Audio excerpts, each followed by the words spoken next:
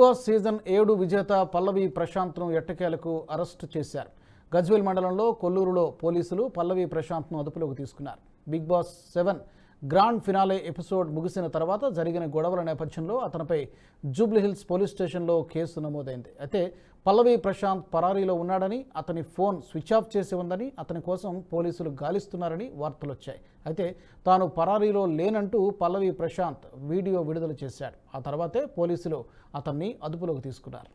Big Boss Telugu season 7 finale తర్వాత అల్లరి మూకలు చేసిన విధ్వంసంపై విమర్శలు వెల్లువెత్తుతున్నాయి.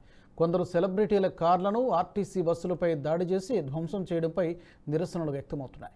ఈ క్రమంలో అన్నపూర్ణ స్టూడియో అధినేత, హోస్ట్ నాగార్జునపై అడ్వకేట్ అరుణ్ కుమార్ హైకోర్టులో పిటిషన్ దాఖలు చేశారు.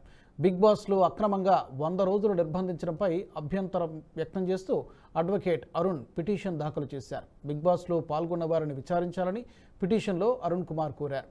సెలబ్రిటీల అభిమానులు సర్కార్ ఆస్తులపై జరిపిన నష్టంపై బిగ్ బాస్ తెలుగు 7 నిర్వాహకులు ఎలాంటి ప్రకటన చేయలేదన్నారు.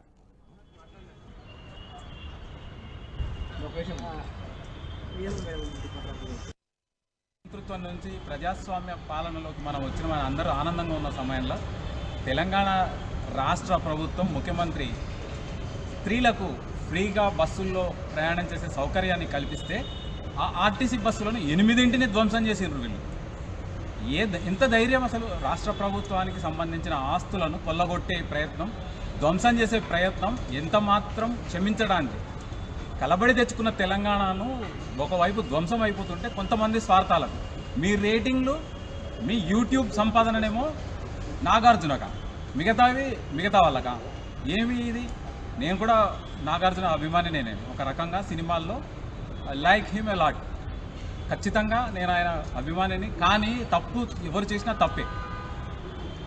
అన్నపూర్ణ స్టూడియోస్లో కార్యక్రమాలు నిర్వహిస్తూ 7 సంవత్సరాల నుంచి అందులో పాల్గొంటున్న త్రిమూర్తులను ఏ విధంగా ట్రీట్ చేస్తున్నారో అందరికీ తెలుసు. మీటూ కాన్సెప్ట్ బాంబే నుంచి మొదలై, తమిళనాడు నుంచి మొదలై ఆంధ్రప్రదేశ్కి వచ్చిన సందర్భం కూడా బిగ్ బాస్ 1 and 2 షో ప్రాంతంలోనే జరిగింది. ఇది ప్రముఖ తెలుగు హీరోయిన్ మాధవీలత కూడా ఈ వీడియో మీకు నచ్చినట్టయితే లైక్ చేయండి, 10 మందికి షేర్ చేయండి. అలాగే కామెంట్ల రూపంలో మీ అభిప్రాయాలను మాతో పంచుకోండి. Nationalist hub group of channels ను సబ్స్క్రైబ్ చేసుకుని తెలుగునాట జాతీయవాద జర్నలిజాన్ని ప్రోత్సహించండి. ఈ వీడియో కింద ఉన్న బెల్ ఐకాన్ పై క్లిక్ చేయడం మర్చిపోవద్దు.